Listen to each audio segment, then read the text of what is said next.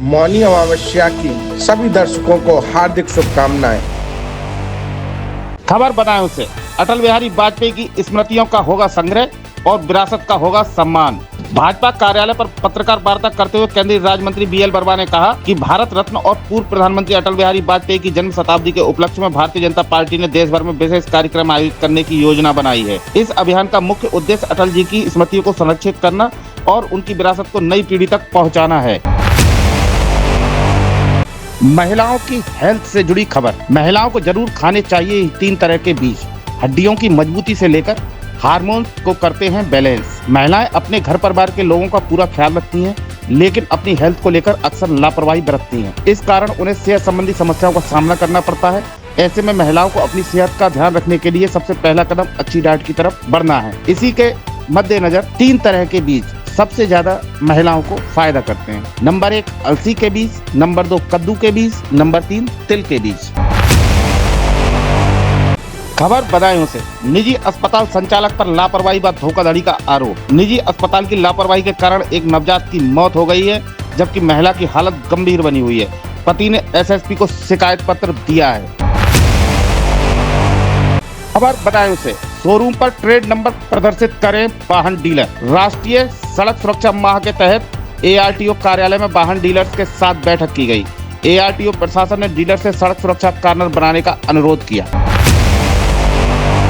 खबर बदायूं से। प्रभात फेरी को रोकने का प्रयास, रिपोर्ट दर्ज। प्रभात फेरी को रोकने का प्रयास कर एक व्यक्ति ने गाली गलौज की, जिसके बाद पीड़ित ने जरीफनगर थाने में उसके खिलाफ रिपोर्ट दर्ज कराई है। पुलिस ने रिपोर्ट दर्ज कर जांच शुरू कर दी है। खबर बदायूं से। पथराव के 7 आरोपियों को गिरफ्तार कर भेजा जेल। खबर उघैती की। पुलिस ने अनुसूचित जाति के परिवार के घर पर पथराव एवं मारपीट करने वाले 7 आरोपियों को गिरफ्तार कर जेल भेज दिया है। पुलिस शेष बचे 8 आरोपियों की गिरफ्तारी के लिए दस्तक दे रही है। गिरफ्तार आरोपियों की निशानदेही से लाठी डंडे एवं सरिया बरामद की गई है। खबर बदायूं के बिसौली से। सैनिक की समाधि बनाने को लेकर हुआ विवाद। परवेज नगर में सैनिक की समाधि बनाने को लेकर मंगलवार को फिर 2 पक्ष आमने सामने आ गए। सैनिक के परिजनों ने ग्राम सभा की जमीन पर समाधि बनाने के लिए खुदाई करने का प्रयास किया, लेकिन लोगों ने ऐतराज कर पुलिस को सूचना दे दी। खबर बिहार के गया से। कालका मेल पर हमला। AC कोच के शीशे टूटे। बेकाबू भीड़ ने मचाया स्टेशन पर बवाल। बिहार में कालका मेल पर हमला हुआ है। बेकाबू भीड़ ने गया स्टेशन पर बवाल किया है। लोगों के इस हमले में कालका मेल के AC कोच के शीशे टूट गए। हालांकि किसी यात्री के गंभीर रूप से चोटिल होने की सूचना नहीं है। नाराज लोगों ने इंजन के पास आकर जमकर हंगामा किया है। बताया जा रहा है कि कोच का दरवाजा नहीं खुलने से नाराज होने पर यात्रियों ने हंगामा किया है। खबर यूपी के प्रयागराज से। अब जाकर खत्म हुआ 106 साल पुराना अंधेरा। महाकुंभ से रोशन हुई ऐसी किस्मत, हर रोज बन रहा एक नया कीर्तिमान। करीब 103 साल से अंधेरे में डूबे प्रयागराज एयरपोर्ट को नाइट लैंडिंग की सुविधा मिल गई है। साथ ही बीते 27 दिनों में फ्लाइट की संख्या 8 से 81 हो गई है और प्रयागराज एयरपोर्ट 26 शहरों से जुड़ गया है। आने वाले दिनों में प्रयागराज के लिए 47,000 नई सीटें उपलब्ध कराई जाएंगी। भारतीय मछुआरों पर श्रीलंकाई नौसेना की firing.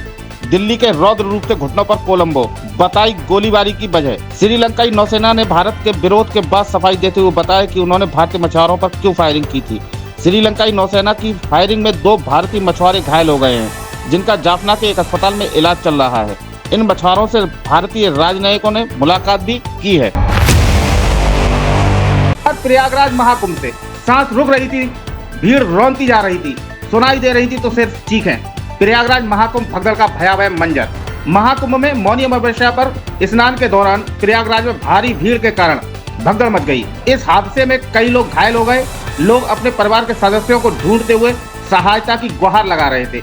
UP CM Yogi Adityanath ने अफवाहों पर ध्यान न देने की अपील की।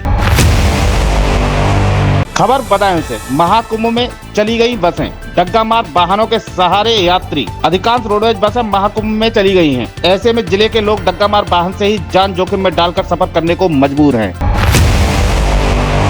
खबर बदायूं से। दहेज की खातिर बच्चों सहित विवाहिता को घर से निकाला। कहकशां ने अपने पति और ससुराल वालों पर दहेज उत्पीड़न की रिपोर्ट दर्ज कराई है। शादी के बाद से उसे दहेज की मांग का सामना करना पड़ा। खबर बदायूं से। जहर खुरानी गिरोह का शिकार हुआ युवक। रोडवेज बस स्टैंड पर जहर खुरानी गिरोह का शिकार हुए युवक राजू को पुलिस ने बेहोशी की हालत में जिला अस्पताल में भर्ती कराया। खबर बदायूं से, खेत की रखवाली करने गए किसान को पीटा। इलाके के गांव हुसैनपुर निवासी अमोल सिंह ने गांव के मजरा पाठक नगला निवासी मानपाल पर मारपीट करने और दराती से जानलेवा हमला करने का आरोप लगाया है। पुलिस ने पीड़ित की तहरीर पर केस दर्ज कर मामले की जांच शुरू कर दी है। पीड़ित का आरोप है कि 22 जनवरी की रात में खेत की आवारा पशुओं की रखवाली करने जा रहा था। रास्ते में पाठक नगला निवासी मानपाल गाली गलौज करने लगा। विरोध करने पर डंडे से पिटाई कर दराती से भी हमला कर दिया, जिससे वह घायल हो गया। खबर बदायूं खेल जगत से, हैदराबाद में दमखम दिखा रहे जिले के खिलाड़ी। जिले से 6 ताइक्वांडो खिलाड़ी उत्तर प्रदेश की ओर से हैदराबाद में आयोजित प्रतियोगिता में प्रतिभाग करने पहुंच गए हैं। कोच अजय पाल सिंह के नेतृत्व में खिलाड़ी राग रस्तोगी, कुश डैश, अनमोल यादव, जनित पाल, धानी त्यागी तेलंगाना राज्य के हैदराबाद स्थित कोटला विजय भास्कर रेड्डी इंडोर स्टेडियम यूसुफ गुडा में 30 जनवरी तक आयोजित ताइक्वांडो फेडरेशन ऑफ इंडिया की 40वीं ऑफिशियल राष्ट्रीय ताइक्वांडो प्रतियोगिता में प्रतिभाग कर रहे हैं। जिला ताइक्वांडो संघ जिला अध्यक्ष राजन मेहदी रत्ता ने खिलाड़ियों के लिए जीत की अग्रिम शुभकामनाएं दी हैं।